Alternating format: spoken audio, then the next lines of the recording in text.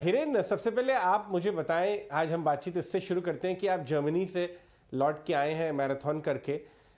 लेकिन जर्मनी के बारे में बहुत डर बैठा हुआ है पूरे दुनिया में। मैं फॉरेन फंड मैनेजर से ये बात करता हूँ यहाँ भी कि यूरोप जो है वो एक तरह से इकोनॉमिकली मेल्ट कर रहा है, पिघल रहा है, और जर्मनी वहाँ का एपिसेंटर है। आपकी क्या ऑब्जर्वेशंस थी वहाँ पे, कितना बुरा हाल है? हालांकि जब हम बात करते हैं तो इंडिया एक चमकता सितारा बन के आ रहा है पूरी दुनिया में, लेकिन मामला कितना खराब था ऑन ग्राउंड? आपने क्या ऑब्जर्व किया, आपने क्या बातचीत की अपनी अपनी विजिट में? देखिए, मैं तो दो शहरों में था, बर्लिन और म्यूनिक में। वहाँ पे जर्मनी में था। और अगर आप यूजुअली जो बोलते हैं स्ट्रीट्स पे घूमें या मॉल्स में जाएं या रेस्टोरेंट्स में जाएं, तो आपको वहाँ पे ऐसा कुछ लगेगा नहीं कि कुछ ऐसा बहुत बड़ा क्राइसिस है। हाँ, ये जरूर है। जब मैंने जो वहाँ के आम कंज्यूमर होते हैं उनके साथ जब भी मैंने बात की, जनरल चिट चैट किया, तो ये जरूर सामने आया कि वहाँ पे इन्फ्लेशन काफी खटक रहा है उनको। तो वहाँ पे अक्टूबर में अक्टूबर फेस्ट होता है। तो it is like a festival season for them. तो अक्टूबर फेस्ट के दौरान ऐसे ही बात हो रही थी, तो उन्होंने बोला कि जैसे मैं इस बियर का 8 यूरो देता था, अब इसका 14-15 यूरो हो गया है। तो काफी महंगाई बढ़ गई है। वो बात सही है कि रिटेल इन्फ्लेशन जो है वहां पे काफी बड़ा हुआ है। परंतु ऐसा कोई एनर्जी क्राइसिस मुझे वहां नहीं लगा। ये समझने की उन्होंने क्या किया है, एक जो होशियारी का काम किया था कि उन्होंने आम जो जनता है वहां पे उसको इंसेंटिवाइज किया है कि आप पब्लिक ट्रांसपोर्ट यूज करें, ना कि आप प्राइवेट ट्रांसपोर्ट यूज करें जहां पे गैस या पेट्रोल की जरूरत पड़े। तो it's a very disciplined society. वैसे Germans are very disciplined. And उन्होंने छोटी छोटी तरकीबें की हैं। जैसे मैं होटल में रह रहा था, तो उन्होंने जनरल जो टेम्परेचर है एयर कंडीशनिंग का, वो 2 डिग्री थोड़ा ज्यादा रखा था ताकि उनका कंजम्पशन थोड़ा कम हो। लेकिन ऐसा कोई आप अगर वहां पे घूमें या किसी से स्ट्रीट्स पे बात करें या होटल्स या मॉल्स या रेस्टोरेंट में जाएं, तो ऐसा कोई बहुत बड़ा क्राइसिस है जो टीवी पे बताते हैं लोग, ऐसा कुछ भी नहीं है मेरे हिसाब से। हाँ, ये रिटेल आपने बहुत इन्फ्लेशन इंटरेस्टिंग जरूर आप बढ़ी है। जी, ये आपने बहुत अच्छी इंटरेस्टिंग बात कही, क्योंकि कई बार हेडलाइंस और ग्लोबल न्यूज़ की रिपोर्टिंग में हम कुछ इश्यूज़ को शॉर्ट टर्म में ओवर एस्टिमेट करने लगते हैं, और हम इंपॉर्टेंट चीज़ों को लॉन्ग टर्म में एकदम अंडर एस्टिमेट करते हैं। तो ये इकोनॉमिक क्राइसिस को लेके भी शायद बात हो। आपकी बात से काफ़ी अच्छा लगा ये जान के। आपके पीछे से काफ़ी इकोनॉमिक डेटा भी आया, आपने शायद इस पर नज़र रखी हो या नहीं, आप वेकेशन पे थे, कि आईएमएफ ने डेटा निकाला कि हालांकि ग्लोबल ग्रोथ फोरकास्ट कम की, लेकिन इंडिया की फोरकास्ट कम होने के बाद भी सारे देशों से एकदम शानदार है। आपने तो बहुत अपनी लंबी अवधि में मार्केट को देखा है, इकोनॉमी को देखा है। आपको इस समय कॉर्पोरेट इंडिया और जो ग्रोथ एस्टिमेट्स आए, उनकी ट्रैजेक्टरी कितनी ज़्यादा कंफर्ट दे रही है एज अ मनी मैनेजर? देखिए, ये मैक्रो लेवल पे जीडीपी 7 हो 6.5 हो, मेरे हिसाब से इस पे इन्वेस्टिंग पे कोई बहुत बड़ा प्रभाव नहीं होगा। क्योंकि जीडीपी जो है वो is a summation of a lot of things, right.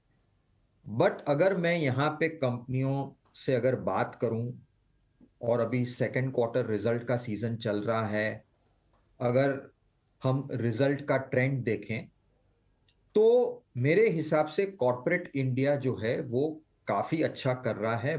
बावजूद कि थोड़े से जो डिसरप्शन हमने देखे, जैसे रॉ मटेरियल प्राइस इंक्रीजेस हैं या मार्जिन प्रेशर है, परंतु अगर आप ओवरऑल मूड कॉर्पोरेट इंडिया का देखें तो वो बहुत ही कॉन्फिडेंट और सतर्क है। तो मुझे ये सब मैक्रो आईएमएफ वर्ल्ड डेटा वगैरह जो अपग्रेड डाउनग्रेड करते हैं, मुझे लगता है उसका कोई बहुत बड़ा प्रभाव नहीं है।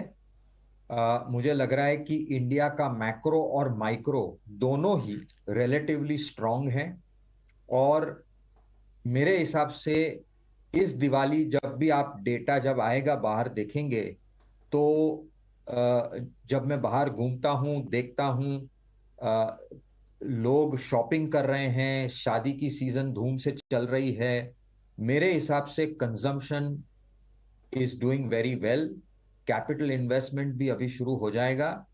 और कॉरपोरेट इंडिया से और कंपनियों के रिजल्ट देखने से मुझे कदापि ऐसा नहीं लगता कि इंडिया में कोई तकलीफ। ये बहुत अच्छी बात बोली आपने, क्योंकि हम बहुत सारे कंजम्पशन रिलेटेड मैनेजमेंट से लास्ट 15-20 दिन में बात करते आए हैं कि जानने के लिए कि ऑन ग्राउंड क्या चल रहा है, चाहे वो मैट्रेसेस बनाने वाले हों, जूते बनाने वाले हों, रेस्टोरेंट्स, ज्वेलरी, कपड़े, हर जगह यही आ रहा है कि डिमांड बहुत रोबस्ट है।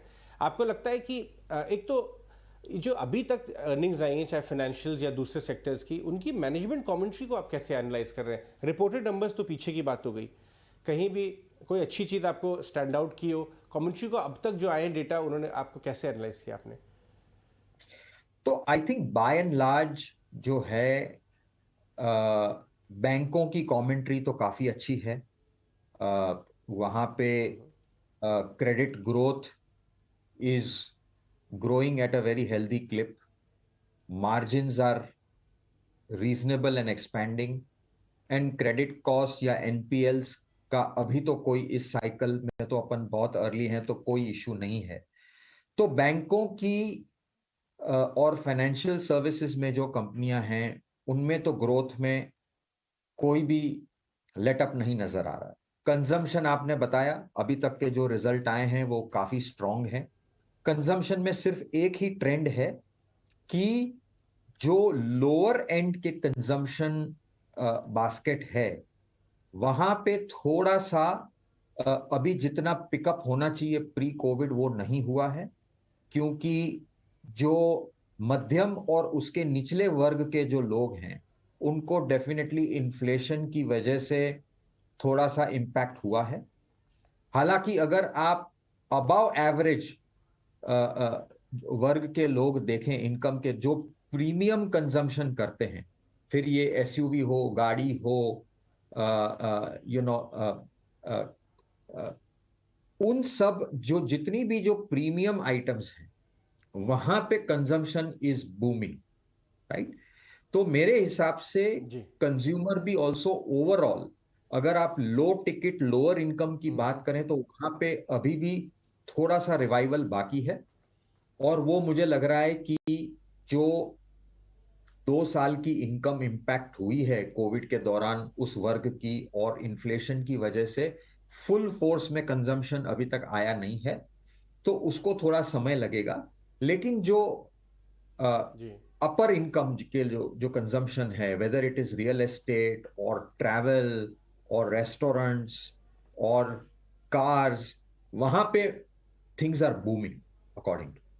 चलिए आगे बात करते हैं पोर्टफोलियो मैनेजमेंट की। अभी आप एक mid and small cap related fund scheme start करने के प्रोसेस में है, और बात ये निकल के आ रही है कि जो mid cap small cap companies रही हैं इंडिया में लास्ट कुछ सालों में, उन्होंने बहुत मजबूती से अपनी बैलेंस शीट इंप्रूव की और ये नेविगेट किया पूरा कोविड और उसके बाद। और ये एक्चुअली डोमेस्टिक सेंट्रिक जो प्ले है, जो ग्रोथ है इंडिया की, उसका सबसे बढ़िया प्ले है और ये अपने आप में एक एसेट क्लास बनता जा रहा है। आपकी क्या राय है उस पॉकेट की वैल्यूएशन पे, क्या राय है आपकी? देखिए, मुझे लग रहा है कि हर 8 से 10 साल एक रेजीम होता है। जैसे हमने 2003 से 2008 की जो बुल मार्केट देखी, उसमें स्मॉल और मिड कैप्स ने बहुत ही अच्छा किया, उन्होंने लार्ज कैप्स को आउट परफॉर्म किया। लेकिन पिछले 10 साल right up to 2020 2021 generally speaking large caps ने अच्छा किया, क्योंकि अपनी जो इकोनॉमिक सिचुएशन थी, मैक्रो सिचुएशन, वो बहुत ही चैलेंजिंग थी। GST, demonetisation, IL&FS, Covid. तो अब मुझे लग रहा है कि पिछले 4-5 साल से जो डीलेवरेजिंग हुई है और अगर आप सरवाइव हुए हो इस बहुत ही डिफिकल्ट मैक्रो सिचुएशन जो 18 से 20-21 तक था, अगर आप उससे निकल के आए हैं, तो मुझे लग रहा है कि अब फिर एक रेजिम चेंज आएगा। और इस बार इस जो बुल मार्केट है जो कोविड लोज से शुरू हुई है, वहां पे मुझे लग रहा है कि small and mid caps over the long run will again out perform the large caps. और इसलिए हमने एक specific small and mid cap की स्ट्रेटेजी शुरू की है, क्योंकि अब बैलेंस शीट्स क्लीन है, बैलेंस शीट्स डीलेवरेज्ड हैं, और काफी सारे नए सेक्टर में अपॉर्चुनिटीज दिख रही है। मैन्युफैक्चरिंग में है, चाइना +1 यूरोप +1 की जो सप्लाई चेन में जो इंडियन कंपनीज एडवांटेज ले सकती हैं उनमें है। हमें यह भी दिख रहा है कि काफी सारे कंजम्पशन में एक बढ़ावत आ रही है। तो मुझे लग रहा है कि काफी एक ब्रॉड बेस्ड रिकवरी आएगी। ये जो नेक्स्ट तेजी आएगी वो सिर्फ लार्ज कैप्स की नहीं होगी, लार्ज कैप्स भी परफॉर्म करेंगे, लेकिन मुझे लग रहा है कि अगर आपको एक्स्ट्रा अल्फा कमाना है नेक्स्ट 5 साल में, तो अच्छी small and mid cap companies में निवेश करना चाहिए विद अ